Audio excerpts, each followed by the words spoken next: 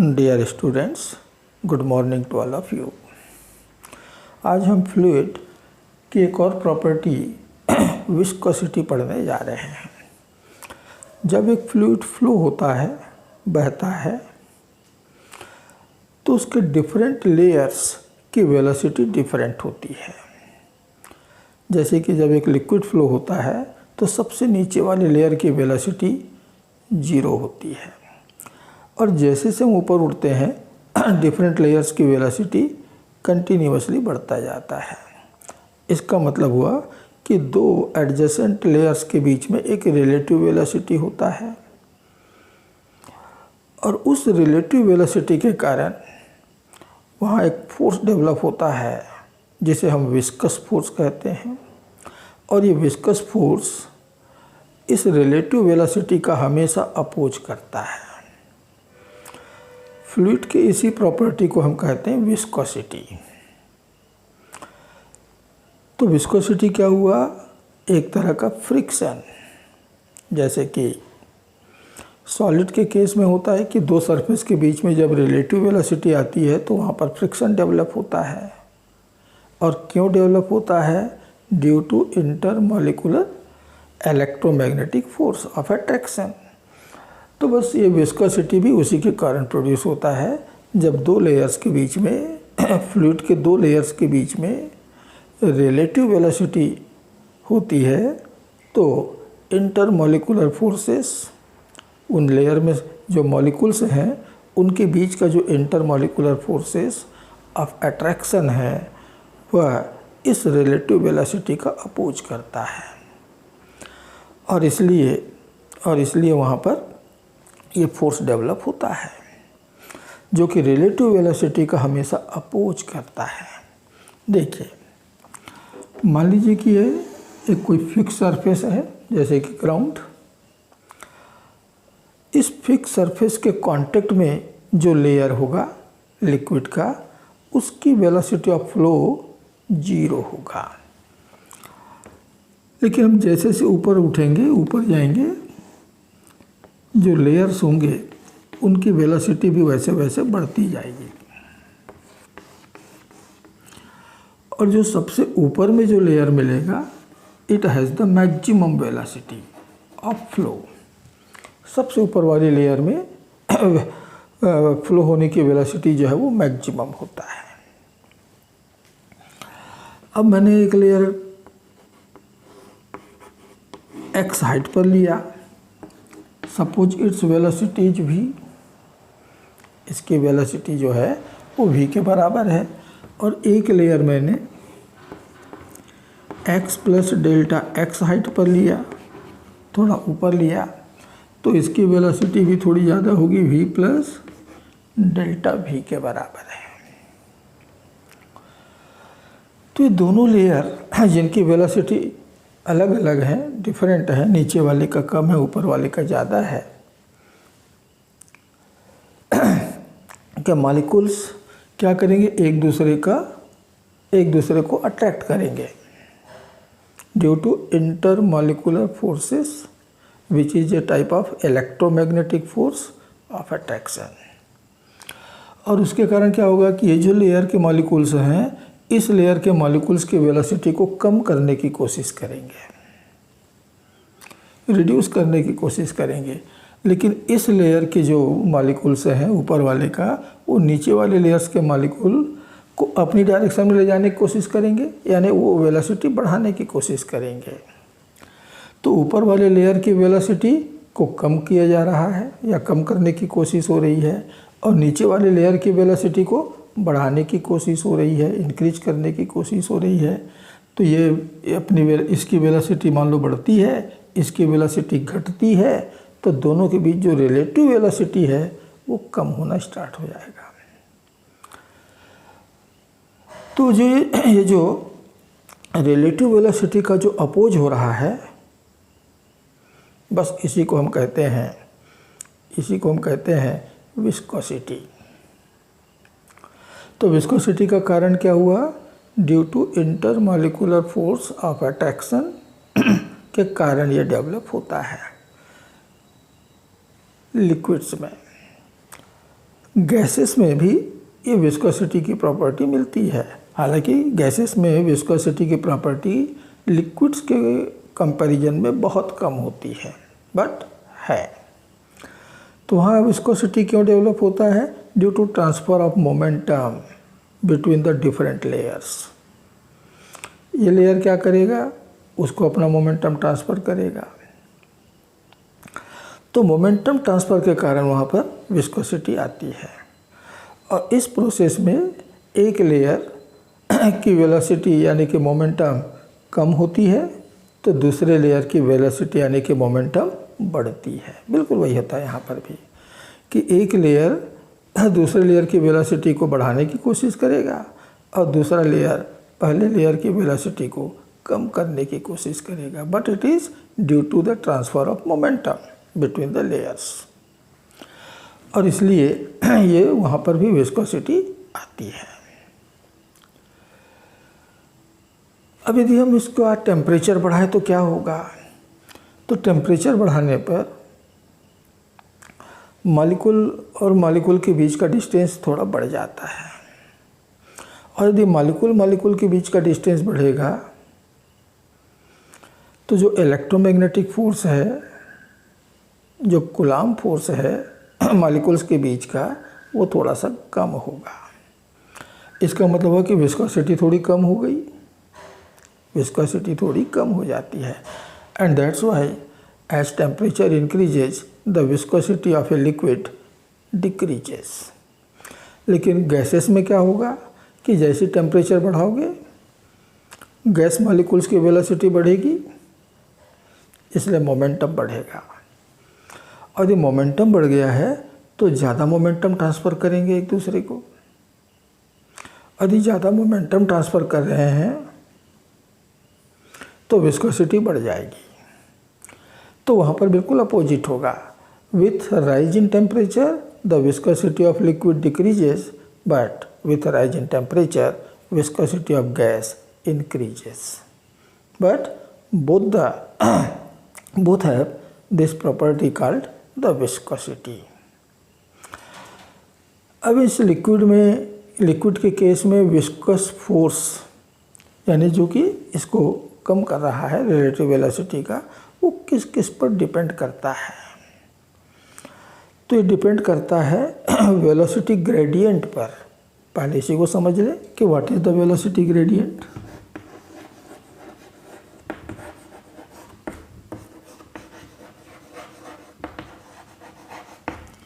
What is the velocity gradient? This is the change in velocity of the layers at per unit distance. कि यहाँ velocity v है, यहाँ velocity v plus delta v है, तो कितना change आया? Delta v का आया। कितने डिस्टेंस पे आया? डेल्टा x डिस्टेंस पे आया। तो यूनिट डिस्टेंस पे कितना होगा? ये जो चेंज आ रहा है वेलोसिटी में, ये यूनिट डिस्टेंस पे कितना होगा? This is the velocity gradient. तो change in velocity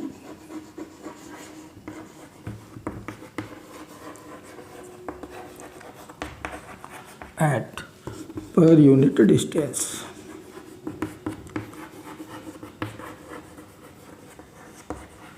is called velocity gradient.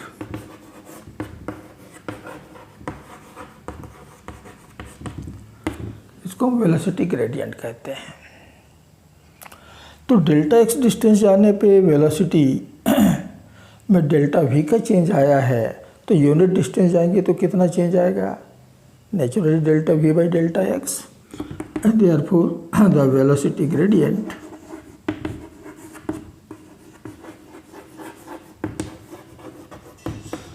Is equal to delta v by delta x. It is equal to delta v by delta x. इसको हम कहते हैं velocity gradient. अब एक नई quantity आपके सामने आ गई, तो चलिए इसका यूनिट बनाइए, चलिए इसका डायमेंशनल फार्मूला डिराइव कीजिए। ये तो हम हर बार करते ही हैं। तो इसका यूनिट क्या बनेगा? तो v का यूनिट अपॉन डिस्टेंस का यूनिट,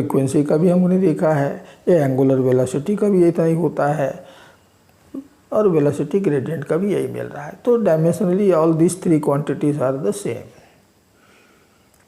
डायमेंशनली, ठीक है, बाकी इक्वल है नहीं है, ये सब अलग अलग तरह के क्वांटिटीज हैं। लेकिन डायमेंशनली कहें तो फ्रीक्वेंसी हुआ, एंगुलर वेलोसिटी हुआ और ये वेलोसिटी ग्रेडियंट, इनके डायमेंशन सेम है, इक्वल है, ठीक है। तो कितना विस्कस फोर्स दो लेयर के बीच में काम करेगा, ये इस वेलोसिटी ग्रेडियंट पर डिपेंड करता है। और किस पर डिपेंड करता है, तो न्यूटन कहते हैं कि एरिया ऑफ द लेयर पर डिपेंड करता है कि लेयर का एरिया कितना है, दो लेयर एक दूसरे को कितना एरिया में कांटेक्ट कर रहे हैं, उस पर भी डिपेंड करता है। लेकिन याद रखना कि हमने जब लिमिटिंग फ्रिक्शन पढ़ा था, फ्रिक्शन की मैक्सिमम वैल्यू वो एरिया ऑफ कांटेक्ट पर डिपेंड नहीं करता था, यानी ये दोनों में डिफरेंस है। विस्कस फोर्स एरिया पर डिपेंड करता है, जबकि लिमिटिंग फ्रिक्शन एरिया पर डिपेंड नहीं करता है।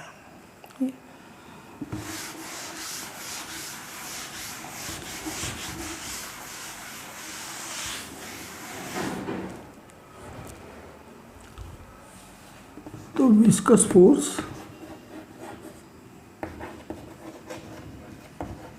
एंड कोएफिशिएंट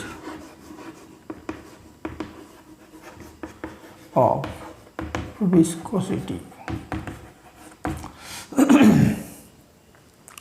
तो विस्कस फोर्स कितना होगा दो लेयर के बीच में, और एक और कांस्टेंट हम डिफाइन करने वाले हैं, this it is called the coefficient of viscosity. तो according to Newton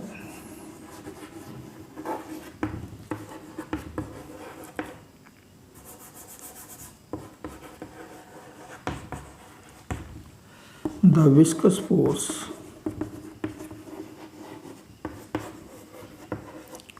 F is directly proportional to area of the layer।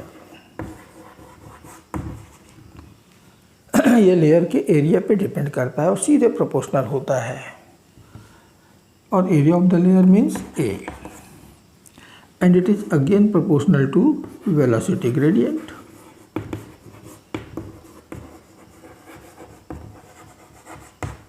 Means delta V by delta x। इन दो क्वांटिटी के सीधे सीधे प्रोपोर्शनल होता है, and that's why the viscous force is proportional to area into delta V by delta x। और यदि हम इसको इक्वालिटी में कन्वर्ट करें तो हमको एक कांस्टेंट अप्लाई करना पड़ेगा, इंट्रोड्यूस करना पड़ेगा, और वो कांस्टेंट हम यहाँ पर इंट्रोड्यूस कर रहे हैं ईटा।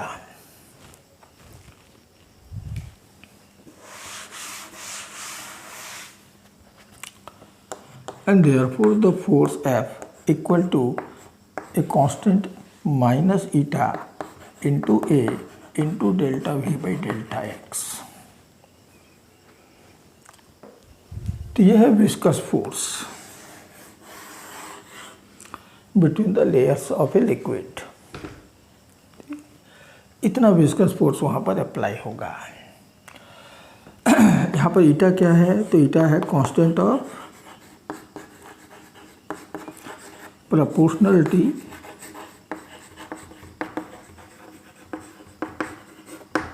It is the constant of proportionality and called coefficient of viscosity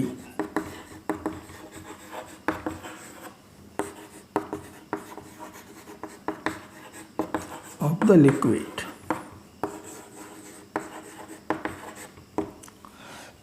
ये एक लिक्विड के लिए कांस्टेंट होगा, ये लिक्विड की प्रॉपर्टी है। जैसे लिक्विड चेंज होगा इसकी वैल्यू भी चेंज हो जाएगी, और इसी की वैल्यू पे डिपेंड करता है कि वेलोसिटी ऑफ फ्लो क्या होगा। हम दो चीज़ों को, दो लिक्विड को कंपेयर करें, वाटर एंड हनी, तो आप देखेंगे कि वाटर का रेट ऑफ फ्लो ज़्यादा है और हनी का कम होता है। हनी जो है धीरे धीरे फ्लो होता है, वाटर थोड़ी सी स्पीडली फ्लो होगा। क्यों? क्योंकि वाटर के लिए ईटा की वैल्यू कम है, तो वहाँ ड्रैगिंग फोर्स कम लग रहा है, विस्कस फोर्स कम लग रहा है, और इसलिए वो ज़्यादा वेलोसिटी के साथ में फ्लो कर पाता है।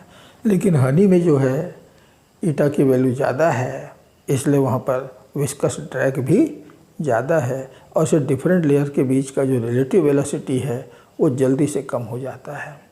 तो हनी जो है थोड़ी देर फ्लो होने के बाद रेस्ट में आ जाता है, धीरे धीरे फ्लो होता है। तो किस वेलोसिटी के साथ में लिक्विड फ्लो करेगा, it depend upon the value of the coefficient of viscosity, eta. अब हमारे पास फिर से एक नई क्वांटिटी और आ गई, द कोफिशिएंट ऑफ विस्कोसिटी। तो चलिए फिर से इसका यूनिट बनाते हैं, और इसका यूनिट बनाने के साथ इसका डायमेंशनल फार्मूला भी डिराइव करते हैं। तो यूनिट क्या बनेगा? Unit of eta. तो देखिए यहाँ से ईटा की वैल्यू केवल मैग्नीट्यूड ले रहा हूँ, अब डायरेक्शन नहीं है। हाँ, ये जो नेगेटिव साइन है इसका क्या फिजिकल सिग्निफिकेंस है? तो नेगेटिव साइन का फिजिकल सिग्निफिकेंस ये है कि ये जो विस्कस फोर्स है ये हमेशा रिलेटिव वेलोसिटी के अपोजिट होता है। It always opposes relative velocity, और इसलिए यहाँ पर ये नेगेटिव साइन आया।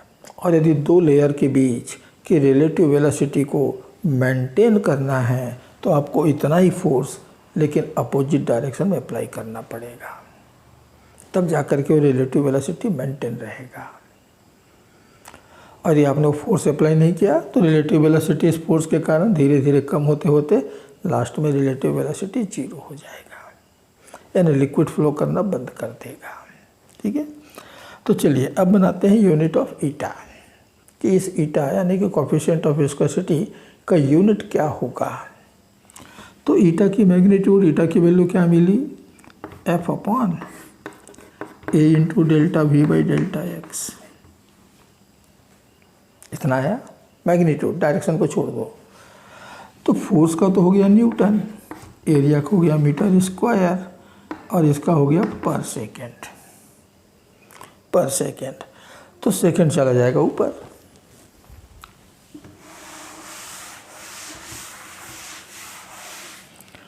सेकेंड चला गया ऊपर, तो बच गया newton second per metre square. अब newton per metre square is the unit of pressure.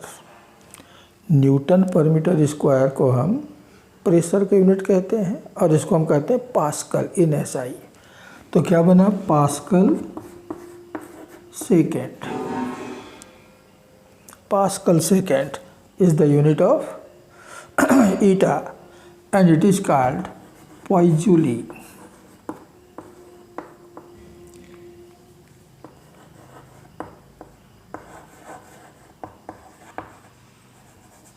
Poizjoule.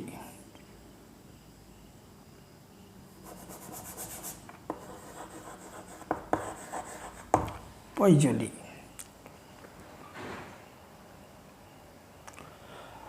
और इस पोइजोली का हमने एब्रीवेशन भी बनाया है, कैपिटल P स्मॉल l। तो कोफिशिएंट ऑफ विस्कोसिटी का SI में हम ये यूनिट यूज करते हैं Newton second per metre square, और पास्कल सेकेंड, और पोइजोली। पोइजोली का एब्रीवेशन है capital P small l। It's CGS unit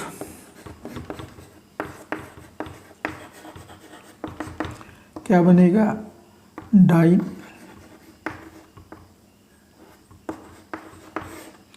पर सेंटीमीटर स्क्वायर पर